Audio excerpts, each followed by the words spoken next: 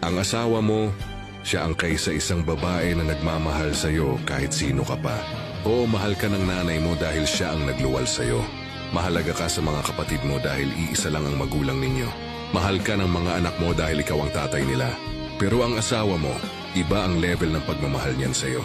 Mahal ka niya kahit hindi ka niya kaano-ano. Mahal ka niya kahit hindi ka perpekto. Tanggap ka niya pati ang buong angkan mo. Kasama mo siya sa hirap at ginhawa, sa saya at lungkot hanggang sa pagtanda, kahit pa hanggang kamatayan. Kaya bilang asawa, ibigay mo sa kanya ang pagmamahal, pagpapahalaga at respeto na nararapat sa kanya. Huwag mo siyang ipagpalit sa barkada o kaibigan.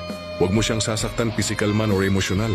Huwag mo siyang pagsasalitaan ng masasakit o mumurahin man lang. Tandaan, hindi pa huli ang lahat. Walang taong perpekto pero may taong marunong magbago. Kung mahal mo siya, ipakita mo.